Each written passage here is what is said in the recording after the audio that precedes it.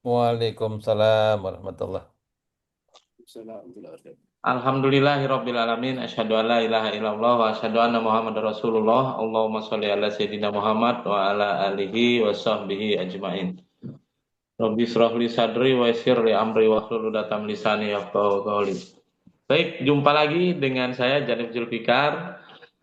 Kita pada malam hari ini tanggal 28 hari Ahad 28 September 2025 kita menyelenggarakan Islamic Lawyer Forum edisi ke-80. Pada kesempatan malam hari ini alhamdulillah sudah hadir Bapak Najib ya, Najib Ali. Bapak Doktor Najib. Bapak Dr. Najib Ali, Wakil Ketua IKADIN. Mikadin. Oke. Gismarnya ini Oh, ini oh, oh, oh, oh. bukan. Halo, assalamualaikum Pak Jid. Waalaikumsalam warahmatullahi wabarakatuh. Apa kabar, Salam. Om Zanif, Om Chandra? Alhamdulillah baik. Kemudian hadir juga Ketua LBH Pelita Umat, Bung Chandra Purna Irawan. Assalamualaikum Bung Chandra. Waalaikumsalam warahmatullahi wabarakatuh. Baik, terima kasih. Kita pada kesempatan malam hari ini Jadi pembicara ketiga belum datang ya? Oh, ada lagi pembicara ketiga ada ya? nanti Bang Wahyudi Amaruki dari Pamong Institute. Pamong Institute ya. Baik, kita pada kesempatan malam hari ini, Bapak-bapak, abang-abang yang saya hormati, yang saya muliakan, kita akan sedikit berbicara tentang yang lagi viral tentunya ya, di ranah kebijakan publik, terkhusus di sektor hukum atau penegakan hukum. Dalam hari ini kita akan membicarakan RUU, Rencana Undang-Undang Perampasan Aset, berbahayakah bagi masyarakat? Nah, itu tema kita pada malam hari ini. Mudah-mudahan kita bisa sedikit memberi gambaran kepada negeri ini bahwa ada sesuatu yang kiranya berbahaya bisa kita sampaikan di dalam forum ini. Kemudian akan menjadi masukan bagi pemerintah ke depan. Baik, langsung saja kita ingin memberikan kesempatan kepada narasumber pertama dulu ya. Kita berikan kesempatan kepada Pak Dr. atau Najib. Dr. Najib ya. Ini saya agak sulit nyebut namanya soalnya mirip-mirip nama saya nih. Najib Janib ya. Bisa aja dia. Jangan-jangan ada ketemu di mana kita dulu ya waktu kecil ya. Ini beliau ini kuliah Mungkin. di Jogja juga nih, Pak Dr. Najib nih beliau nih. Iya, saya kebetulan Iya. alumni UIN Sunan Kalijaga. Emang Aku Mana? dulu 15 tahun ngajar di UIN, Fakultas Syariah. saya 2001. 2001 saya jurusan Perbandingan Mazhab dan Hukum Fakultas Syariah. Oh, saya ngajarnya di Ahwalus Saksiyah. Oh, AS. Iya, iya, iya, iya. Ya. Tahun berapa Pak Dokter? Saya 15 tahun, loh. Tahun berapa ya? Mulainya tahun Sebelum berapa? 2015. Tahun 2000-an. Oh, 2000-an. Saya 2005 itu Oh. 2005 Enggak, itu lulus 2001. kita di perbandingan nggak ngajar. Oh, memang enggak punya ini ya, jadwal di situ ya, Ya. di PMH ya. Biasa di Ahwalus Saksiyah. Baik, jadi reunian kita Pak Dokter. Ya. Iya, dulu zaman saya rektornya Atok Muzhar namanya, Atau Pak Atok. dekannya berarti dulu Zaman siapa saya ya? dulu. Malik Medeni. Kalau masih Malik Medeni, Malik Oh, Madani. Malik Madani. Ya, itu dekannya. Dekan Fakultas Syariah. Alhamdulillah ijazahnya asli Pak Dokter. Hai. Silakan lanjut. Baik, Pak Dokter Najib, Ya, silakan. Bagaimana tentang RUU perampasan aset? Berbahayakah bagi masyarakat dari sudut pandang hukum? Silakan, Pak Dokter. suara hilang-hilang gimana, Om Zanib? Oh, hilang-hilang suaranya. Baik, Iya, bagaimana menurut Pak seperti di Dokter? bawah angin. Ya, Iya, bagaimana menurut Pak Dokter Najib tentang RUU perampasan aset berbahayakah bagi masyarakat? Dari filosofi mana ini rasionalisasikan? Apakah untuk mengembalikan iya. aset atau hanya untuk bagaimana? Silakan Pak Dokter memberi gambarannya. Baik, Om Chandra dan Om Zanif. Sebenarnya mungkin ada ahlinya lagi lebih tepat nah, ini, di materi pidana. Tapi saya sebagai praktisi akan melihatnya begini. Roh semangatnya diundangkannya nanti RUU perampasan aset itu sangat positif sebenarnya. Basically itu bagus. Dalam konteksnya terhadap pejabat negara yang memiliki kekayaan ya beda dengan profilnya. Nah, Oke, kalau kita melihatnya dalam rangka membuat jera, maka saya sepakat undang-undang itu. Ini perampasan aset dari sebelumnya periode kemarin ini. Nah, kalau kita lihat jadi kalau untuk membuat jernih, akhir-akhir ini, saat gimana suara Om Janif nggak stabil lancar, ini. lancar, lancar. Silakan Om, lanjut. Om Janif jangan dipotong-potong dulu beliau. Oke, siap, siap.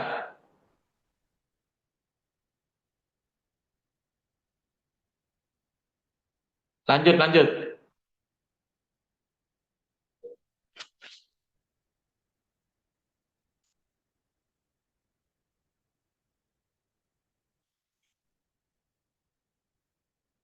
Keluar kayaknya ini.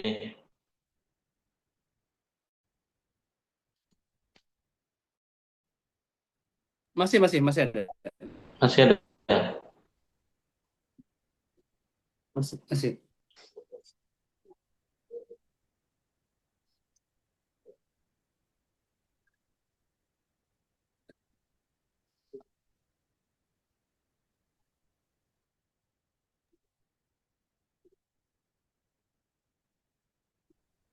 Halo, Pak?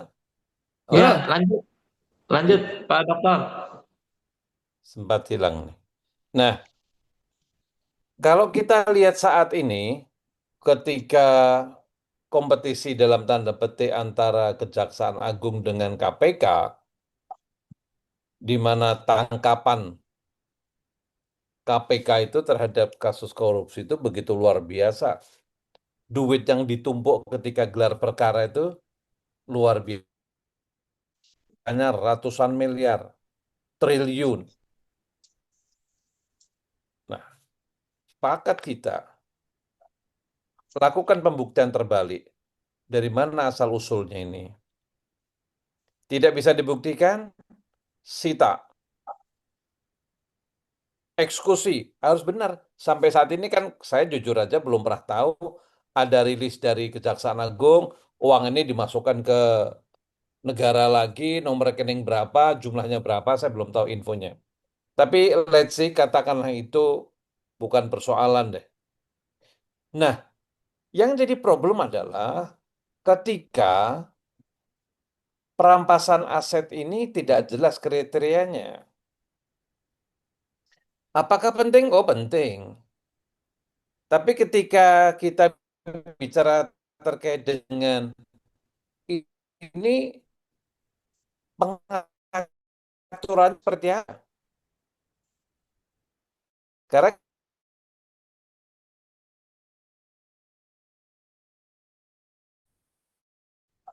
mazhab dalam tanda ada combination base gitu ya, atau yang saya dengan NCB.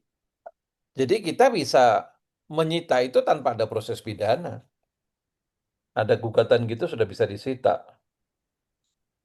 Di sisi lain, ada perampasan itu basisnya putusan pidana, perkara pidana.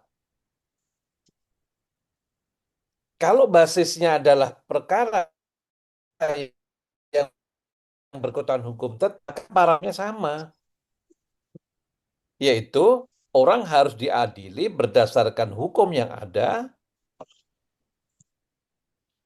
setelah proses yang fair di persidangan, dia mampu membuktikan atau tidak mampu membuktikan. Kalau mampu membuktikan bisa bebas, tidak mampu membuktikan, maka aset disita. Saya lihat bahwa aparat penegak hukum yang bisa kita googling itu tajam ke bawah, tumpul ke atas.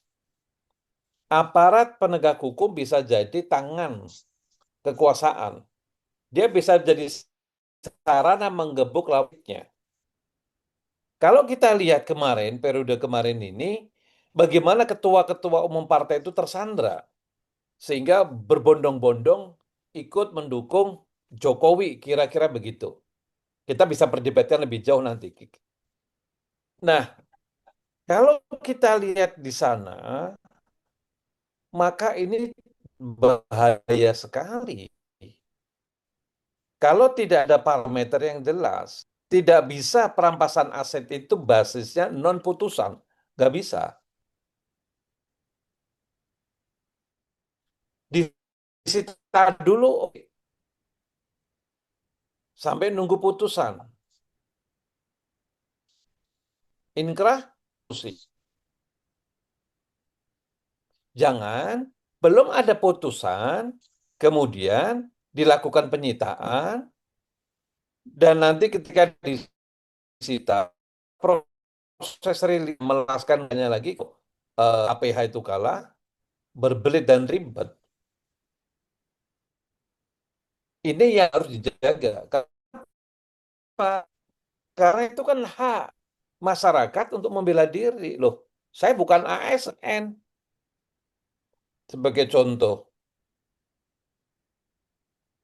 kalau kita dengarkan statementnya Ferry Amsari, misalkan dalam kesempatan di ILC, berapa waktu yang lalu dia menggugat dalam tanda petik bahwa keterlibatan Partai Coklat atau Parcok ini dia bisa buktikan di beberapa apa di beberapa daerah, dimutasinya beberapa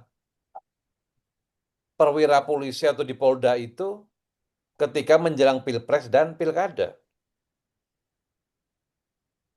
Hal yang sama, saudara sekalian, tidak menutup kemungkinan perampasan aset juga akan dijadikan kepanjangan tangan penguasa ketika ada lawan politiknya patut diduga, kita minjam istilah undang-undang ini, patut diduga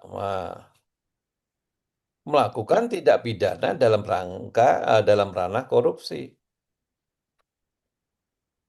Yang terjadi hajar dulu atas nama undang-undang, kira-kira begitu.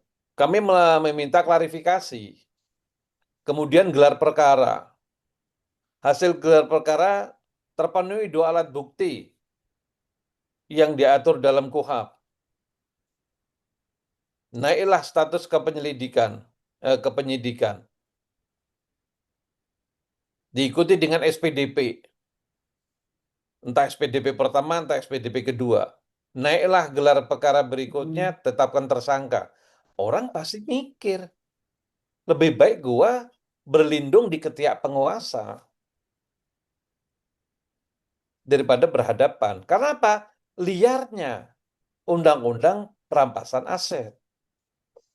Jadi harus ada frame yang jelas bahwa perampasan aset itu parameternya ditujukan kepada ASN yang profil keuangannya tidak menunjukkan bahwa dia memiliki kekayaan yang signifikan. Kalau itu digebiah uyah, meminjam istilah Jawa bahwa memukul rata, siapapun bisa dikenakan undang-undang perampasan aset, maka itu melanggar HAM. Persamaan di muka hukum tidak ada. Semua warga negara punya kedudukan yang sama di muka hukum, tapi belum tentu di muka penegak hukum. Ini yang sering diresahkan oleh masyarakat. Jadi kira-kira bagi saya bahwa sebagai closing saya, silakan undang-undang perampasan aset kejar, pertajam untuk para ASN pejabat negara, entah sipil, TNI, militer, dimanapun keberadaan dia, eksekutif, legislatif, yudikatif, ketika dia menggunakan uang negara, dia melakukan tindak pidana korupsi, yang kekayaannya dapat patut diduga terjadi peningkatan yang signifikan, berbeda dengan profilnya, sikat hajar. Tapi tidak bisa diberlakukan ketika non-ASN atau kita lagi berperkara perdata atau ditujukan kepada lawan politiknya dan seterusnya. Itu mungkin sekedar pengantar diskusi dari saya. Terima kasih. Baik, menarik sekali ya apa yang disampaikan Dr. Najib ini, sangat realistis dengan fakta yang aktual. Memang pada kenyataannya yang sering menyilaukan mata masyarakat itu di kalangan ASN-nya. Kenapa demikian? Karena di situ ada Polri, ada TNI, ada PNS ya. Kemudian di sisi eksekutif, yudikatif dan legislatif juga sering kekayaannya menyilaukan mata bagi, sehingga di situ perlu ya untuk dikejar dan dipertajam. Namun demikian tidak boleh sampai bertindak semena-mena, juga harus ada rasa keadilan untuk mengejarnya itu. Mungkin begitu ya Pak Dokter ya. Siap. Menarik sekali. Berarti ini harus ada pengayaan atau ada pendetailan ya. Kalau bahasa saya itu pendetailan dalam rangka memperjelas kriterianya tadi ya, apa saja yang dimaksud Ya. tadi ya. Baik. Mungkin dari para narasumber ini ada yang sudah hadir juga dari Direktur Pamong Institut ya, Bapak Wahyudi Almaroki. Assalamualaikum Pak Wahyudi Almaroki. Waalaikumsalam, Bung Janif. Baik. Salam kenal, Om Wahyudi. Oh ya, juga Dr. Najib, apa kabar? Alhamdulillah. Alhamdulillah. Jadi tadi kita sedang berbicara tentang pendetailan terkait kriteria-kriteria RUU perampasan aset yang lebih ingin dikejar itu sebenarnya ASN yang profilnya tidak sesuai, profil keuangan tentunya ya, ada kekayaan yang signifikan, sehingga disitulah menyilaukan mata masyarakat kalau menurut analisis itu. Nah, profilnya itu biasanya yang berada di lingkungan ASN yang diupah oleh negara, kalau bahasa sederhananya gitulah. Ada eksekutif di situ, ada legislatif, ada yudikatif, TNI Polri atau PNS lainnya, pejabat-pejabat publik. Bagaimana Pak Wahyudi menilai ini? Apakah benar ASN, pejabat publik dan eksekutif yudikatif memang bergelimang penghasilan di ranah pengelolaan negara ini. Silakan Pak Wahyudi. Baik, Assalamualaikum warahmatullahi wabarakatuh. Saya Waalaikumsalam. menyapa, Waalaikumsalam warahmatullahi wabarakatuh. saya menyapa dulu para pemirsa di berbagai penjuru negeri. Semoga semua dalam keadaan sehat dan juga diberikan rezeki yang barakah oleh Allah Amin. SWT. Para Amin. cara dan juga para host juga termasuk. Baik, saya ingin melihat dari sudut pandang pelaksanaan pemerintahan yang tentu ingin good governance atau pemerintahan yang baik ya. Tentu di situ harus ada transparansi, ada praktek kebersihan pemerintahan atau yang disebut dengan clean government. Tentu kalau dalam good governance itu sebagai proses wadahnya yang baik, tapi dalam prakteknya aparatnya juga harus clean government. Jadi kalau governance itu dia proses atau sistemnya, kalau government-nya itu dari lebih cenderung kepada aparat. Nah, saya setuju tadi dengan yang disampaikan oleh Dr. Najib bahwa memang sebenarnya yang perlu kita beri itu di pihak yang memiliki dalam hal ini tentu dengan kekuasaan itulah yang bisa dia gunakan untuk mendapatkan harta atau kekayaan yang memang bisa jadi tidak sesuai dengan apa peruntukannya, atau sesuai dengan prosedurnya, atau sesuai dengan aturan atau undang-undang yang berlaku. Nah, tentu dalam konteks ini juga kita tidak boleh mendorong itu sampai terjadi kezaliman kepada pihak lain, terutama justru menyasar kepada pihak rakyat atau pihak masyarakat biasa. Jadi memang undang-undang yang sifatnya, kalau menurut saya istilah perampasan aset juga ini nomenklaturnya tidak nyaman didengar, karena sebenarnya kalau konteks negara itu sebenarnya sudah ada nomenklatur ataupun diksi yang pas, yaitu penyitaan. Dan kalau penyitaan itu kan berarti dia lebih cenderung sesuai prosedur setelah mendapatkan keadilan atau pembuktian. Nah, tinggal disitulah mungkin yang perlu dipersingkat atau perlu dipertajam detailingnya. Nah, kalau saya melihat, tentu juga kita tidak ingin merampas harta orang yang sebenarnya tidak layak dirampas atau diambil. Tentu itu sebuah kezaliman juga. Jangan sampai negara ingin menegakkan keadilan, tapi justru menimbulkan kezaliman. Justru kepada warganya. Karena negara hadir, sebagaimana amanat konstitusi, tujuan negara hadir itu untuk melindungi warganya, segenap tumpah darah. Republik ini harus dilindungi. Yang kedua memang untuk mencerdaskan, yang ketiga baru mensejahterakan, lalu yang keempat ikut melaksanakan ketertiban dunia. Tetapi yang paling penting kita lihat konteksnya dalam melindungi. Dan dalam konteks ini melindungi supaya yang lemah tidak terzalimi, yang terlalu yang punya kekuasaan tidak berlebih kekuasaannya atau semena-mena. Nah, disinilah menurut saya butuh aturan atau undang-undang ataupun regulasi yang memang harus menciptakan pengamanan atau justru perlindungan kepada semua warga, baik itu warga itu berstatus sebagai ASN, sebagai masyarakat biasa, sebagai pengusaha dan seterusnya. Tapi dia harus dalam konteks mendapat perlindungan secara adil. Oleh karenanya butuh aturan atau hukum yang memang adil. Jangan sampai justru lahirnya undang-undang perampasan aset ini justru menimbulkan ketidakadilan baik kepada para pejabatnya sendiri, para ASN sendiri, apalagi bagi masyarakat. Nah, saya ingin memberikan garis bawah, praktek seperti ini sebenarnya sudah pernah dipraktekkan perampasan itu di masa lalu. Bahkan kalau kita merujuk kepada praktek di masa pemerintahan Khalifah Umar, itu yang pernah dilakukan perampasan aset dari para pejabatnya yang memang diberi kewenangan, dan untuk mendapatkan harta tentu menggunakan kewenangan itulah yang akan dirampas. Nah, apa yang dilakukan? Saya lihat di situ ada pelajaran yang bisa kita catat, 3 hal yang saya lihat dilakukan oleh Khalifah Umar. Yang pertama, dia pernah melakukan penyitaan kepada pejabatnya selaku penguasa, dalam ini pejabat politik.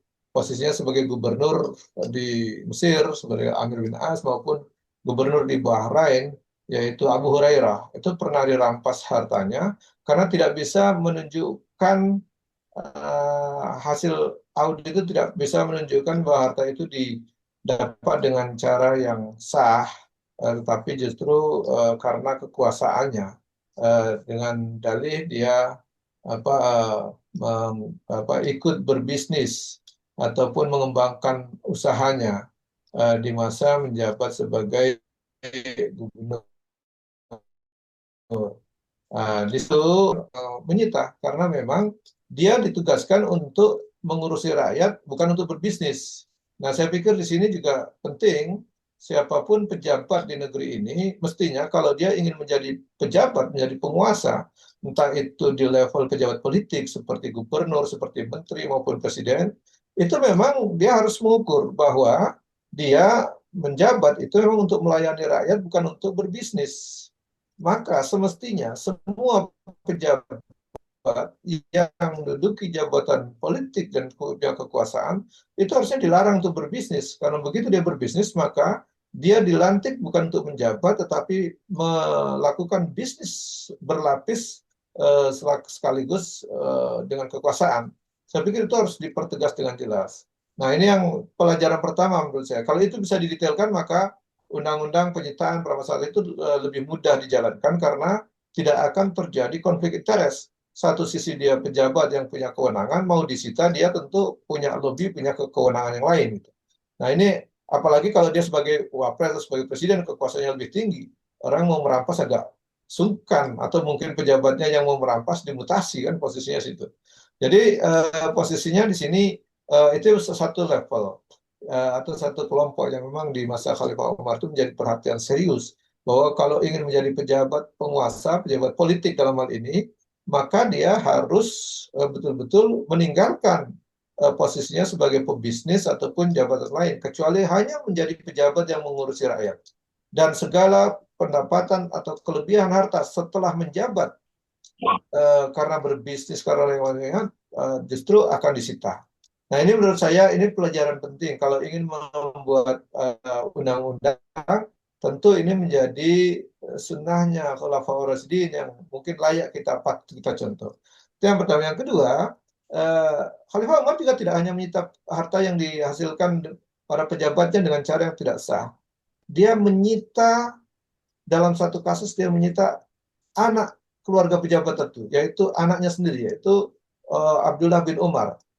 Ketika suatu saat dia berkunjung di suatu padang gembalaan, dia melihat ada hewan gembalaan yang begitu gemuk-gemuk dan yang lain begitu kurus. Lalu dia menanyakan, milik siapa yang gemuk-gemuk itu? Dia mengatakan ini adalah milik Abdullah bin Umar. Dan diduga atau patut diduga bahwa kenapa dia bisa gemuk, karena mendapat fasilitas ladang gembalaan ataupun padang yang lebih baik untuk bisa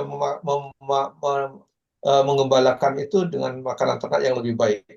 Karena dia selaku anak atau seorang khalifah. Sehingga dengan posisi dia selaku anak khalifah itu mendapatkan privilege ataupun perlakuan khusus dalam padang gembalaan. Sehingga ternaknya jauh lebih gemuk. Saat itulah dia menyuruh bahwa silakan dijual, lalu dengan harga yang normal, seluruh kelebihan harta itu yang lebih itu masuk ke Baitul Mal ataupun ke kas negara. Sehingga dia memang tidak diambil semua, tetapi modalnya tetap dikembalikan, tetapi keuntungan karena menggunakan atau diduga menggunakan fasilitas negara ataupun karena anak seorang khalifah, pengaruh anak seorang khalifah, maka itu yang disita. Sementara modalnya dikembalikan. Nah, ini menurut saya, kalau ini diterapkan, maka para pejabat yang anaknya, istrinya berbisnis karena pengaruh jabatan kekuasaan dari pejabat tertentu, baik menteri maupun gubernur, maupun presiden atau wakil presiden, saya pikir ini akan berpikir dua kali untuk maju sebagai presiden, sebagai menteri. Anak-anaknya tentu dia akan jaga supaya tidak ikut-ikutan bisnis. Tidak perlu lagi ikut bisnis martabak, tidak ikut perlu bisnis pisang, dan seterusnya. Saya pikir ini menjadi catatan kita. Dan tentu dengan begitu, masyarakat yang lain itu punya bisa berkompetisi secara normal, secara fair, karena bisnisnya tidak berhadapan dengan anak-anak pejabat dan seterusnya. Nah, ini saya pikir ini yang disita oleh Khalifah Umar. Jadi, kalau mau menyusun undang-undang perampasan, coba lihat yang dua ini gitu. Yang pertama adalah memang pejabat politik penguasa yang punya kewenangan, lalu dia hartanya kelebihan dan tidak bisa dipertanggungjawabkan, silakan disita. Kedua, keluarganya atau anaknya atau istrinya yang memang ketika pejabatnya melaksanakan kekuasaannya, kalau anak istrinya itu berbisnis dan kelebihan bisnisnya itu berlipat-lipat dan karena pengaruh kekuasaan, itu juga harus disita. Saya pikir kalau memang itu bisa digunakan, saya pikir orang akan berpikir dua kali untuk mau nyuruh anak-anaknya berbisnis di saat dia menjadi penguasa atau menjadi pejabat dan memanfaatkan jabatannya. Nah, yang ketiga ini saya setuju nih, para ASN, para pelaksana tugas di negara, baik itu eh, ASN sipil maupun TNI maupun Polri, saya pikir ini juga penting untuk dilakukan audit ataupun diberikan aturan tertentu. Kalau dia memang gajinya sekian, maka dia normalnya hidup seperti apa. Kelebihan itu harus dibuktikan. Kalau dia punya harta jauh berlebih, kalau misalnya seorang ASN golongan 3 terus punya villa, punya macam-macam, dan dia tidak mampu membuktikan bahwa itu milik dari hasil yang didapat dari keluarganya atau warisan dan seterusnya, maka patut diduga dia menggunakan posisi jabatannya dalam TNI, Polri maupun ASN untuk mendapatkan. Nah, itu saya pikir tiap kelompok ini yang perlu diperhatikan dalam konteks kalau ingin menyusun undang-undang perampasan aset. Nah, kalau itu bisa dilakukan, tentu kita akan mendapatkan para pejabat yang hati-hati tidak akan mengejar-ngejar jabatannya, kecuali dia datang untuk menjabat hanya untuk menjadi pelayan rakyat yang memang mendedikasikan hidup atau sisa hidupnya, sisa umurnya betul-betul untuk melayani rakyat dengan memilih menjadi pejabat. Nah, kalau itu dilakukan, tentu kita tidak akan khawatir pejabat itu ditunggangi oleh pebisnis, ditunggangi oleh anaknya, ditunggangi oleh istrinya, ditunggangi oleh oligarki tertentu untuk membuat kebijakan yang menguntungkan bisnis-bisnis mereka. Karena kalaupun mereka mendapatkan itu dan kemungkinan akan diedit, diaudit, maka bisa saja itu akan disita oleh negara dan negara akan menjadi lebih makmur karena tentu praktek penyalahgunaan akan menjadi minim. Tidak seperti hari ini, saya pikir banyak keluarga-keluarga pejabat yang memanfaatkan posisi-posisi jabatan publik untuk bahkan mengambil keuntungan dari kebijakan maupun perizinan-perizinan yang diberikan. Nah, inilah yang menurut saya perlu kita checklist, belajar dari praktek yang dilakukan oleh Khalifah Umar, bahkan menyita para pejabatnya yang memiliki harta setelah diaudit tidak dapat membuktikan atau menjelaskan hasil dari harta yang berlebih itu, kecuali sudah digaji. Oleh karenanya, catatan terakhir saya, para pejabat itu harus digaji dengan layak untuk memenuhi kebutuhan hidup mereka, terutama dalam untuk kebutuhan pendidikan, kesehatan, dan juga mereka tentu diawasi ketat untuk tidak melakukan bisnis, tidak menambah kekayaan dia selain tunjangan ataupun honor ataupun gaji yang diberikan oleh negara. Dan saya pikir kalau itu dilakukan, tentu tidak akan banyak orang yang mengejar-ngejar jadi menteri, jadi bupati, jadi gubernur, atau jadi presiden. Karena dia tahu kewajiban di dunia ini hanya untuk melayani rakyatnya, tidak harus menunggu-nunggu kekuasaan. Saya pikir itu pengantar diskusi yang bisa saya sampaikan. Terima kasih. Assalamualaikum warahmatullahi wabarakatuh. Nah, Waalaikumsalam warahmatullahi wabarakatuh. Terima kasih Bapak Wahyudi Al-Maroki, Direktur Pamong Institute. Jadi sangat menarik ya. Ada rupanya sisi sejarah yang pernah dilakukan oleh para khalifah terdahulu ya, yaitu Khalifah Umar bin Khattab ketika melakukan menjadi seorang khalifah. Beliau ternyata sangat teliti di dalam melihat kekayaan pejabat yang menjadi bawahannya.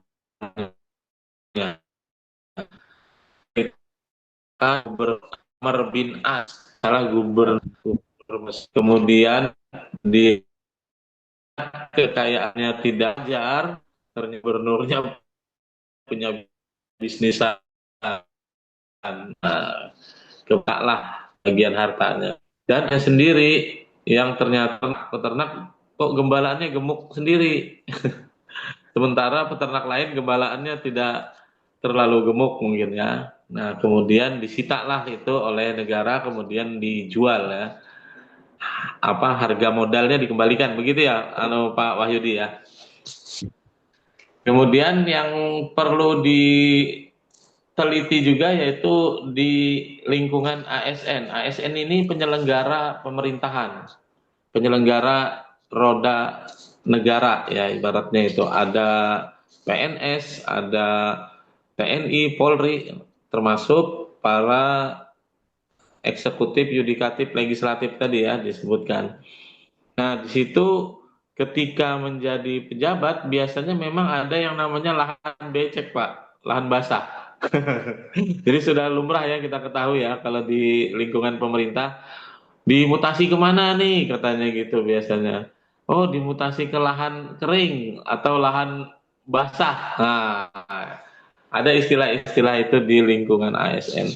Tentu mungkin ini menjadi catatan juga kenapa mereka harus diaudit, kelebihannya harus dibuktikan kepada institusi peradilan. Baik, sangat menarik lagi diskusi malam hari ini ketika banyak insight, banyak sudut pandang yang masuk maklumat kita. Ada sisi penyelenggaraan pemerintah, ada sisi hukum, ada sisi sosial kemasyarakatan, ada sisi histori. Nah, kemudian kita ingin mendengarkan lagi dari Bung Chandra Purnairawan, sisi mana yang mau dia kupas tuntas pada kesempatan malam hari ini. Silakan Bung Chandra. Baik, Bismillahirrahmanirrahim. Assalamualaikum warahmatullahi wabarakatuh. Waalaikumsalam. Terima kasih Pak Dr. Najib yang sudah berkenan hadir, kemudian Bang Janib Zulfikar, kemudian Dr. Andes Wahyudi Almaroki MSI, Direktur Pamong Institute, dan ahli pemerintahan yang sudah malang melintang di dunia pemerintahan. Perlu diketahui bahwa saya itu termasuk yang mendukung RUU perampasan aset. Saat ini tetapi ketika saya ketika menyatakan mendukung RUU perampasan aset itu, jujur saya belum membaca. Karena arusnya publik itu adalah menghendaki di RUU perampasan aset.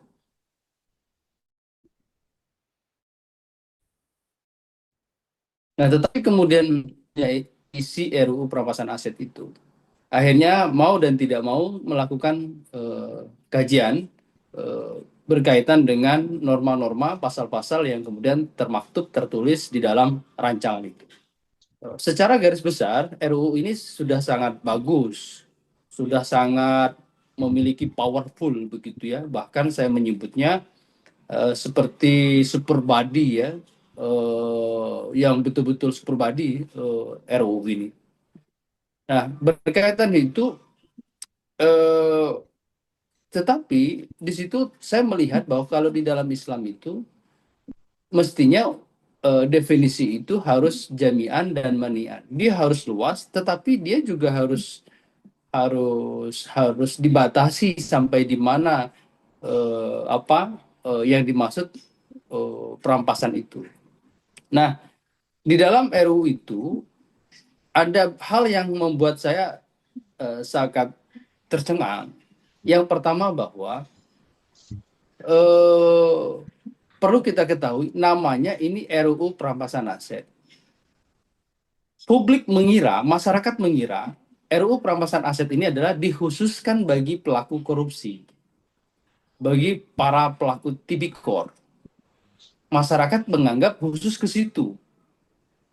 Cuman kalau mestinya dianggap sebagai khusus kepada tipikor, pelaku korupsi, maka saya justru menyarankan namanya jangan RUU perampasan aset. tetapi RUU perampasan aset tindak pidana korupsi. Lebih dispesifikkan kepada para pelaku koruptor. Kalau tidak ada eh, kalimat atau frasa tindak pidana korupsi, maka berarti RUU perampasan aset ini berlaku bagi seluruh masyarakat Indonesia. Karena dia makna terlalu jami, terlalu tidak dibatasi pada pelaku tindak pidana korupsi. Nah, ini banyak yang saya kira masyarakat tidak memaham, belum mengetahui berkaitan dengan dari sisi nama. Kemudian masuk lebih jauh pada norma atau pasal yang berada di dalamnya. Di situ ada pasal ya yang salah satu bunyinya adalah kurang lebih pada pokoknya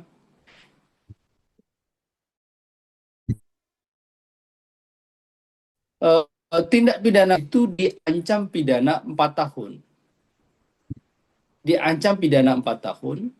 Nah, ini kalau diancam pidana 4 tahun, berarti jenis tindak pidananya jadi umum akhirnya. Ada tipidum di situ ya, tindak pidana umum gitu ya. Bisa masuk kategori itu misalnya eh, orang yang melakukan tuduhan penggelapan atau penipuan. Ini penggelapan dan penipuan ini kurang lebih ancaman pidananya 4 tahun. Kalau ancaman pidananya 4 tahun berarti hampir sama dengan RUU perampasan aset itu diancam 4 tahun. Punya kesamaan norma ancaman itu, berarti kalau begitu para pelaku pihak yang kemudian tadi dituduh melakukan penggelapan dan kemudian penipuan gitu, maka dapat digunakan RUU perampasan aset ini. Itu. Padahal pasal penggelapan dan penipuan ini secara praktiknya obskur dia.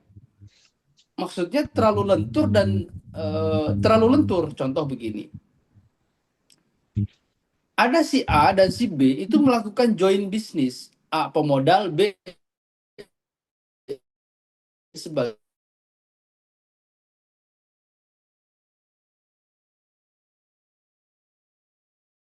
pengelola. Pertanyaannya, ketika start untuk bisnis,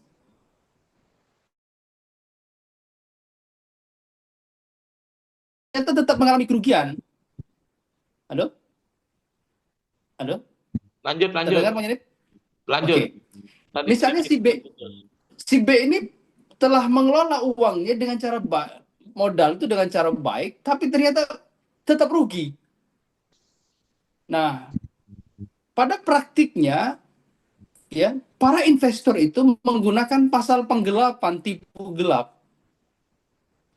Menggunakan pasal tipu gelap akhirnya pengelola uang tadi yang sudah amanah betul-betul tadi dikelola, akhirnya mau tidak mau dia masuk dalam penjara. Bayangkan kalau di penjara, tapi dia disita asetnya, diambil asetnya.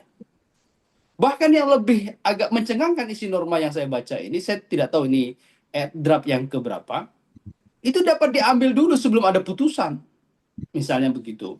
Kan agak repot kalau misalnya dapat diambil terlebih dahulu sebelum ada putusan. Bahkan diputus lepas sekalipun juga tetap dapat diambil. Nah, oleh karena itu saya kira ini berbahaya. Kalau normanya demikian itu berbahaya. Ya, berbahaya. Banyak masyarakat saya kira belum mengetahui bagaimana detailing isi dari RUU ini. Ini yang saya kira patut dicermati. Nah, yang berikutnya, RUU ini memberikan kepada aparat penegak hukum super body betul. Dalam hal ini adalah kepolisian, kemudian kejaksaan. Ya, super body di sini dan bahkan bisa berpotensi terjadi abuse of power, penyalahgunaan kekuasaan atau kewenangan itu di situ untuk menyita aset atau untuk merampas aset, atau kalau tidak mau dirampas mari kita berdamai. Kalau damai sekian. Misalnya begitu. Nanti dikeluarkanlah restoratif justice atas perkara itu tersangka dan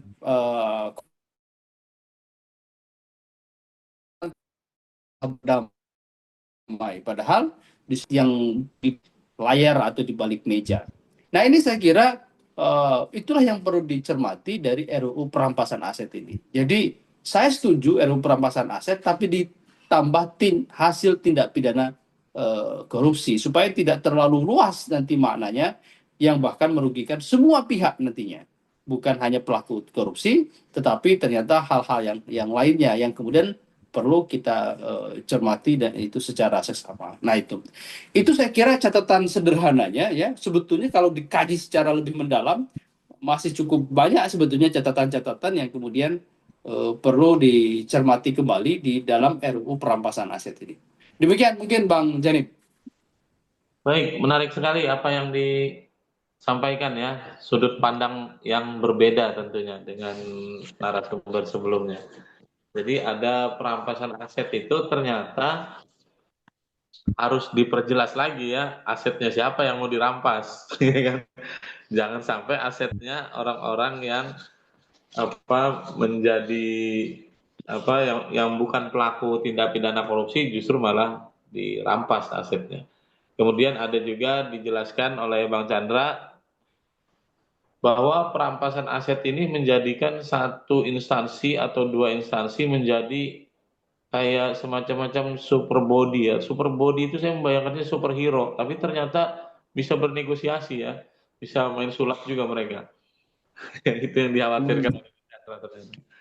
Nah, mungkin ya kalau yang dari dari beberapa narasumber ini, pada intinya bapak-bapak yang hadir sebagai narasumber ini sebenarnya sepakat aja ada perampasan aset, ada pengembalian aset, tapi harus diperjelas bagaimana tata cara prosesnya.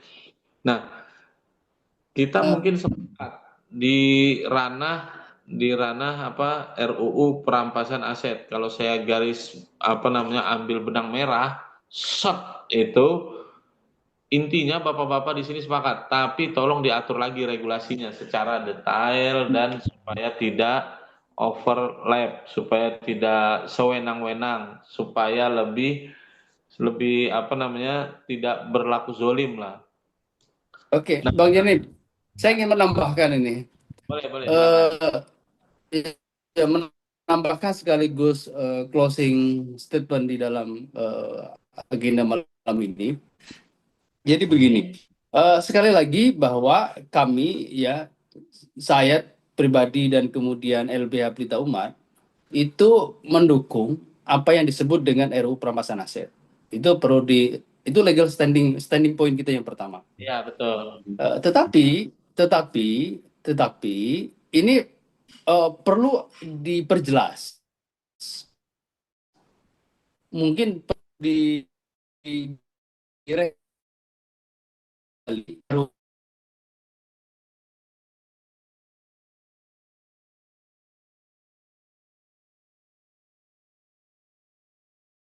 istilah apa sebetulnya yang dibutuhkan, ya sebetulnya tanpa RUU perampasan aset ini,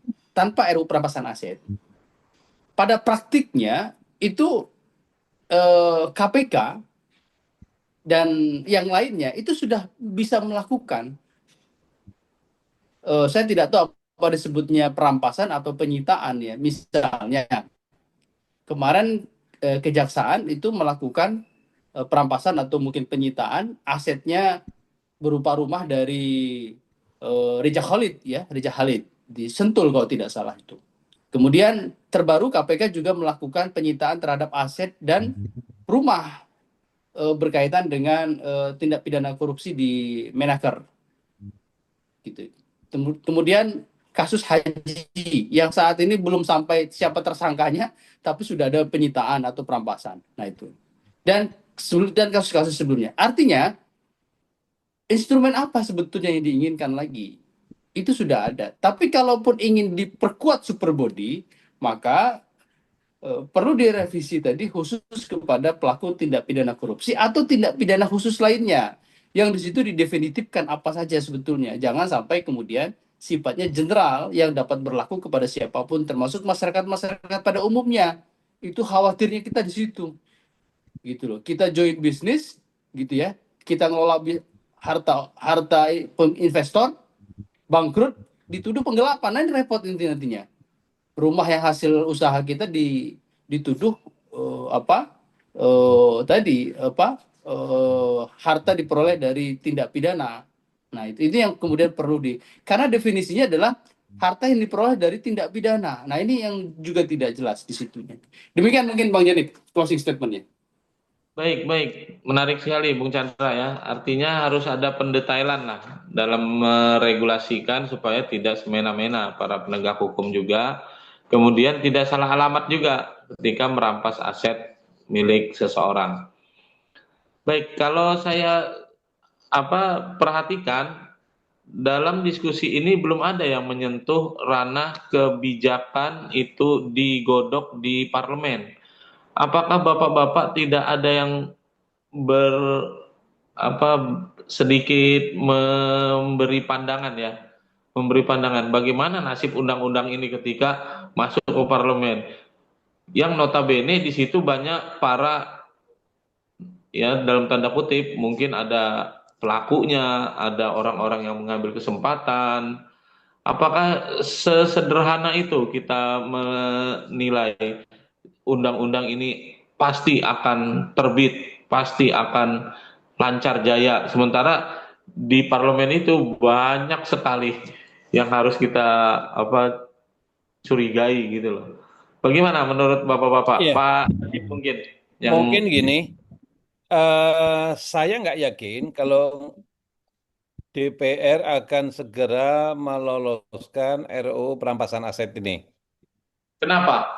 Yang saya udah lihat di sosmed itu ya, perampasan aset akan dibahas nanti setelah RUU KUHP. Artinya Oh, kemungkinan besar adalah di 26. Nah, andai kata di 26 masuk prolegnas gitu ya, prioritas, saya juga nggak yakin pembahasannya seperti lagi mereka butuh membuat undang-undang yang bisa dikebut satu malam. Saya nggak yakin sekali. Apa parameternya? Satu, ada hakim bagus, calon hakim agung yang berani menghukum mati Verdi Sambo, nol suaranya ketika voting di Komisi 3. Artinya dapat dimaknai orang-orang dewan itu khawatir kalau nanti dia jadi member di KPK alias kena OTT, entah di kejaksaan, ya, kemudian sampailah di meja hakim, mungkin beliau ini akan tipikalnya seperti Artijo Alkostar, tidak menutup kemungkinan mungkin dihukum mati, lebih baik nggak gua lolosin duluan. sliding duluan ya. Artinya, undang-undang ini juga nanti akan bumerang buat dia sendiri. Jadi saat ini mereka sudah kuda-kuda. Barang ini pasti akan kena gua atau kawan gua di komisi atau di dewan secara umum. Saya nggak yakin. Terlepas nanti istilahnya mau perampasan aset, penculikan aset, kayak penyitaan aset, apapun itu. Redaksionalnya pasti akan ngikutin dalam undang-undangnya. Kalau KUHP menyebut sita, ya pasti kemungkinan besar akan menyebut sita. Ya, yang disampaikan oleh Bung Wahyudi tadi, mau udah beres itu. Andai kata peristiwa Umar bin Khattab itu dipinjam, rohnya dipinjam, dipakai di kita, mau udah beres. Yang terjadi apa? Yang terjadi penjual pisang dan lain-lain akan menjadi sasaran utama. Karena beberapa kesempatan mereka ngomong, gua seperti ini karena pengaruh bapak gua. Itu bisa kita telusuri di sosmed. Nah, ini persoalan. Saya tidak yakin ya bahwa mereka akan dengan penuh semangat kemerdekaan gitu menyetujui undang-undang perampasan atau penyitaan aset fokus kepada pejabat negara. Saya sepakat tadi, apakah itu nanti dari Tipikor atau termasuk TPPU-nya? Mestinya Tipikor TPPU nih, pencucian uangnya. Itu satu napas. Tapi bukan, terus ketika ada kasus penggelapan penipuan yang terjadi di ranah swasta, kemudian asetnya dirampas demikian rupa sebagaimana yang dimauin oleh draft saat ini. Itu mungkin sekedar tambahan dari saya, teman-teman semuanya. Dan Baik, izin saya tidak bisa membersamai lebih lanjut karena saya ditunggu di tempat lain jam 9 ini. oh baik Izin Pak pamit Najib. teman-teman sekalian, nanti Terima insya Allah kasih, ketemu Dokter lagi Najib. Terima kasih. di kesempatan yang lain. Bung Chandra, Baik. Bung Wahyudi, Bung Janif, insya Allah. Assalamualaikum warahmatullahi Waalaikumsalam. wabarakatuh. Terima kasih, Waalaikumsalam. Dokter Najib. Terima kasih. Ya. Baik, tadi barusan kita mendengar ya apa yang disampaikan Dr. Najib. Ternyata beliau juga nggak yakin, sama seperti saya. Saya nggak yakin juga undang-undang ini bakal lolos. Meskipun demikian, kita tetap berprasangka baik, berusaha memberikan kontribusi kepada negeri ini dengan diskusi-diskusi ini. Mudah-mudahan ada yang mendengar, mudah-mudahan ada yang memberi insert dan memberi pandangan yang lebih baik. Silakan dari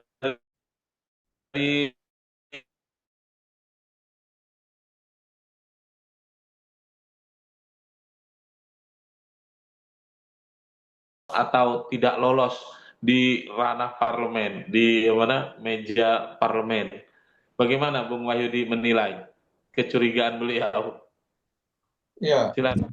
saya pikir itu bukan kecurigaan ya, itu kan pandangan karena dilandasi oleh beberapa fakta sebelumnya atau catatan Oke. sebelumnya. Bagaimana mungkin seorang anggota parlemen yang dia diberi kewenangan atau diberi kekuasaan untuk membuat undang-undang atau mengesahkan undang-undang, dia mau mengesahkan undang-undang yang akan merugikan dirinya sendiri, kan tentu dia berpikir dua kali. Makanya kalau lama itu mungkin karena mereka banyak berpikir gitu. Apakah ini kena ke saya, kena ke keluarga saya, atau kena ke anak-anak saya dan seterusnya, mereka akan berpikir atau ke teman-temannya sendiri gitu.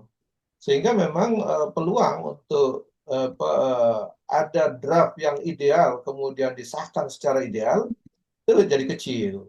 Dan faktanya memang banyak undang-undang yang tidak disahkan kalau terkait dengan kepentingan para pembuat undang-undang itu terganggu. Justru kalau kepentingan mereka tidak terganggu itu cepat. Tapi kalau ada terganggu ya tentu mereka akan berpikir dua kali atau tiga kali atau bahkan lama berpikir, sehingga tadi disampaikan kemungkinan tidak akan disah-sahkan itu kalau draftnya terlalu ideal. Itu yang pertama, konteks saya menyikapinya begitu. Sebenarnya ada jalan lain kalau memang rejim Pak Prabowo ini memang serius untuk mempraktikkan good governance, pemerintahan yang baik, maupun ingin atau terjadi clean government, ingin mengejar para koruptor sampai ke padang yang jauh ataupun di benua Antartika sekalipun. Nah, ini saya pikir kalau itu yang ingin dilakukan, dia bisa mengeluarkan perpu sebenarnya. Nah, kalau memang dianggap bahwa kondisi untuk merampas aset-aset para koruptor ini demikian mendesak dan terjadi kegentingan yang memaksa, ya dia bisa saja mengeluarkan perpu. Malam ini keluar perpu bisa itu kalau memang ada kemauan atau keinginan untuk melakukan itu. Karena ada kewenangan di sana. Nanti ketika dibawa ke DPR, tinggal DPR itu memberikan tanggapan, menyetujui atau menolak, kan posisinya di situ. Jadi kalau memang dijalankan bisa saja.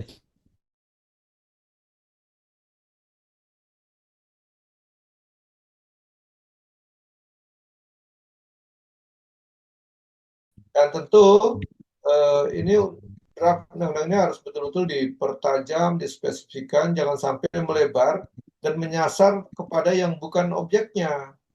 Jadi mungkin kalau mau fokus di harta-harta para koruptor ya harus ditulis dengan tegas itu untuk para koruptor. Tapi kalau tidak, itu bisa disalahgunakan oleh mereka, para penegak hukum ataupun para pemilik kewenangan yang punya kewenangan bisa melakukan lobby untuk menyelamatkan diri dan menyelamatkan hartanya. Nah, sementara kalau masyarakat tentu tidak punya kewenangan, tidak punya kekuasaan, tidak punya kemampuan melobi untuk mengamankan diri. Nah, itu bisa saja justru perampasan aset ini bisa saja justru malah tajam kepada rakyat daripada kepada yang awalnya untuk kepada para penguasa maupun para koruptor. Saya pikir ini yang menjadi catatan kita bahwa kalau tadi Bung Najib itu agak ragu untuk bisa disahkan di tahun ini, ya tentu dengan melihat akibat para anggota dewan yang seperti ini, saya pikir wajar mereka tidak akan cepat-cepat mendorong itu. Tapi kalau memang rejim Prabowo ini memang ingin dia laksanakan perampasan aset dengan cepat, ingin mendapatkan kas negara yang penuh karena memang ingin menyita harta para koruptor, sebagaimana uh, pidato-pidatonya, saya pikir itu bisa dikeluarkan Perpu. Kalau memang betul-betul serius untuk menjalankan itu. Kalau memang tidak, ya kita tunggu akhirnya DPR yang akan memutuskan disahkan atau tidak. Dan kalaupun undang-undang itu akhirnya disahkan, tentu kita harus kritisi, jangan sampai dia melebar atau tidak fokus kepada niat utamanya. Dan tentu kita dorong undang-undang cepat disahkan supaya negeri ini bisa bebas dari para praktek-praktek nepotisme, tapi juga bisa mewujudkan pemerintah yang governance dan clean government. Nah, itu yang mungkin kita bisa dorong walaupun memang agak optimis mendapatkan undang-undang yang betul ideal, yang adil. Karena memang undang-undang yang adil itu memang sulit kita dapatkan dari para pembuat undang-undang yang tidak adil. Apalagi para pembuat undang-undang ini banyak masalahnya. Tentu undang-undang yang adil hanya bersumber dari zat yang maha adil, itu dari Allah Subhanahu wa taala. Dan itulah undang-undang yang kita harapkan bisa menciptakan keadilan dan yang amanah dan profesional. Itu Bung. Jadi Baik, menarik sekali apa yang disampaikan dalam penutupnya closing statementnya Pak Wahyudi Al-Marwaky ini ya. Jadi ternyata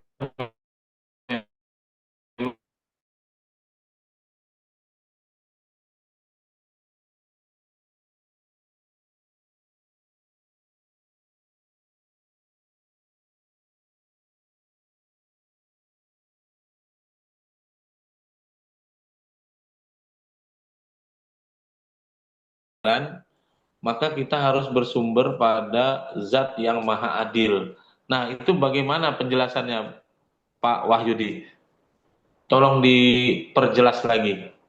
ya, tentu kalau kita ingin hukum atau undang-undang itu betul-betul undang-undang yang adil, tentu undang-undang itu tidak boleh dibuat oleh orang-orang yang tidak adil, orang-orang yang punya kepentingan tertentu. Nah, karenanya, kalau kita ingin undang-undang itu betul-betul undang-undang adil, memang harus bersumber dari zat yang maha adil, yaitu dari Allah SWT.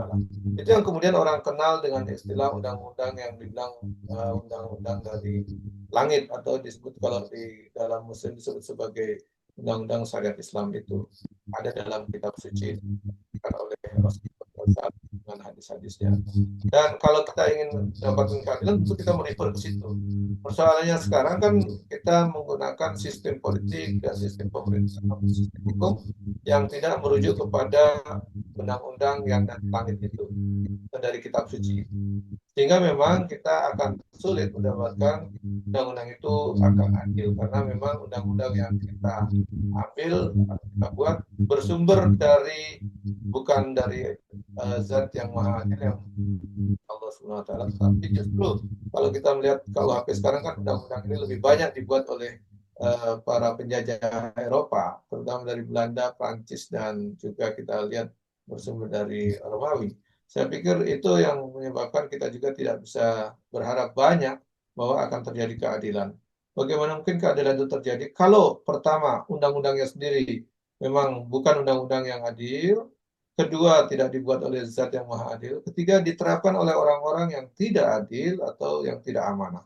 Saya pikir berlapis-lapislah ketidakadilan itu, dan justru kita khawatir itu akan dimanfaatkan oleh orang-orang yang punya kewenangan dan berlaku tidak adil. Begitu, Bung Janif. Baik, menarik sekali apa yang disampaikan Pak Wahyudi Almarafi. Di sisi yang berbeda ya, ketika kita melihat secercah harapan di Undang-Undang Perampasan Aset, di sisi sebelah sananya juga kita melihat variabel yang tidak memungkinkan Undang-Undang Perampasan Aset ini segera terbit. Karena apa? Karena kita tahu speknya parlemen. Sederhananya mungkin begitu ya.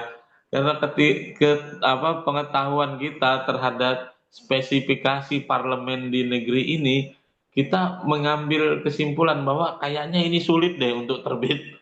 Sampai Pak Najib tadi sampai kelihatan banget pesimis di raut wajahnya.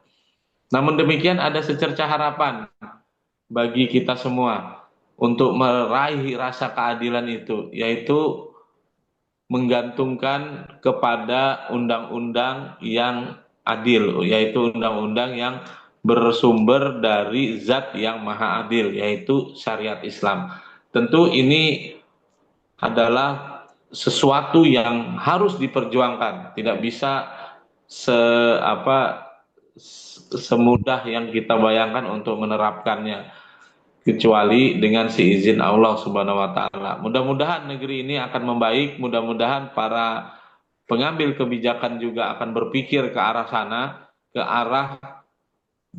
arah syariat Islam yang disebutkan Pak Wahyudi Al-Maroki barusan.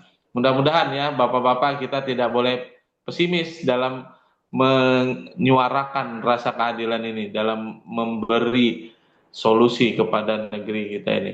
Terima kasih Bapak-bapak atas pandangan-pandangannya. Mudah-mudahan Allah Subhanahu wa taala ridho dengan apa yang kita lakukan pada kesempatan malam hari ini. Mudah-mudahan kita bisa berjumpa kembali di Islamic Lawyer Forum edisi ke-81 yang diselenggarakan oleh LBH Pelita Umat. Baik, terima kasih atas